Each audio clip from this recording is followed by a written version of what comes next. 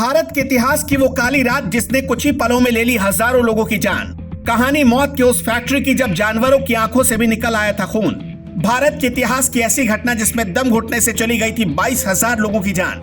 आज के एपिसोड में हम आपके लिए इतिहास के पन्नों को चीर कर लाए ऐसी दास्तां जिसमें हजारों लोग काल के गाल में समा गए। 3 दिसंबर 1984 की उस भयानक रात को भारत के इतिहास में हमेशा याद रखा जाएगा और उसकी टीस हमेशा भारत के लोगों के दिल में रहेगी। मध्य प्रदेश की राजधानी भोपाल में आज से 36 साल पहले एक ऐसा दर्दनाक हादसा हुआ जिसे इतिहास में भोपाल गैस कांड का नाम दिया गया।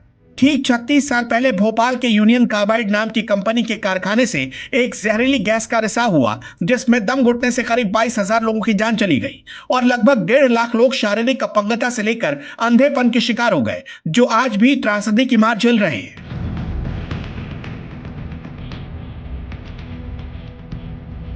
गैस लीक होने के बाद भोपाल में चारों तरफ सिर्फ धुंध ही धुंध थी। लोगों को धुंध की वजह से ना कुछ दिखाई दे रहा था और ना ही कुछ समझ में आ रहा था वो किस रास्ते भागे।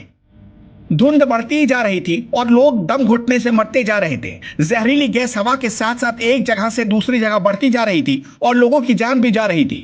उस वक्त की मौजूदा सरकार की माने तो इस हादसे में 3,000 से ज्यादा लोग मारे गए थे, लेकिन वहां पर काम कर रही एनजीओ की माने तो ये आंकड़ा कई गुना अधिक था।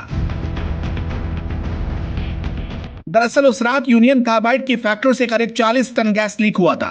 गैस लीक के बारे में बताया जाता है कि टैंक नंबर 610 में जहरीली मिथाइल आइसोसाइनाइड गैस पानी से मिल गई थी और केमिकल प्रोसेस की वजह से टैंक में दबाव पैदा हो गया और टैंक खुल गया। फिर उससे लीक गैस ने हजारों लोगों की जान ले ली। सबसे ज्यादा असर फैक्ट्री के आसपास रहने वाले गरीब मजदूरों पर हुआ। ये वो लोग थे जो रोजगार की तलाश में दूर दूर के गाँव से आकर यहाँ बस गए थे। गैस लीक की वजह से सिर्फ 3 मिनट में हजारों लोग न सिर्फ मौत की नींद सो गए बल्कि लाखों लोग हमेशा के लिए अपाहिज हो गए। गैस इतना खतरनाक था कि उस पर काबू पाने में 8 घंटे से ज्यादा का वक्त लग गया। लेकिन हकीकत तो यह है कि आज भी वो शहर उस हादसे से उबर नहीं पाया और वहां पैदा होने वाले बच्चों पर आज भी उसका असर पड़ता है।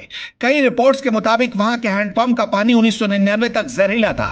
गैस का इतना ज्यादा असर था कि आज भी पैदा होने वाले बच्चों को कई तरह की खतरनाक बीमारियों का शिकार होना पड़ता है। यहां तक कि बच्चों में कैंसर होने की बात भी सामने आ चुकी है। यूनियन कार्बाइड कारखाने की जहरीली गैस से हुई मौत के मामले और बढ़ती गई लापरवाहियों की वजह से यूनियन कार्बाइड फैक्ट्री के मालिक वॉरेन एंडरसन को मुख्य आरोपी बनाया गया था। वॉरेन एंडरसन को भारतीय दंड विधान की ऐसी गंभीर धाराओं के तहत गिरफ्तार किया गया था जिन पर अदालत की इजाजत के बिना जमानत नहीं मिल सकती थी, लेकिन महज 4 से 5 घंटों के भीतर ही एंडरसन को जमानत मिल गई। जमानत मिलने के बाद एंडरसन देश छोड़कर भाग गया। इसके बाद एंडरसन के खिलाफ अदालतों में सुनवाई होती रही। अमेरिका से प्रत्यर्पण की कथित कोशिशें भी की जाती रही, लेकिन भारत नहीं लाया जा सका। घटना के 3 साल तक जांच करने के बाद सीबीआई ने वॉरेन एंडरसन सहित यूनियन कार्बाइड के 11 अधिकारियों के खिलाफ अदालत में चार्जशीट दाखिल की थी।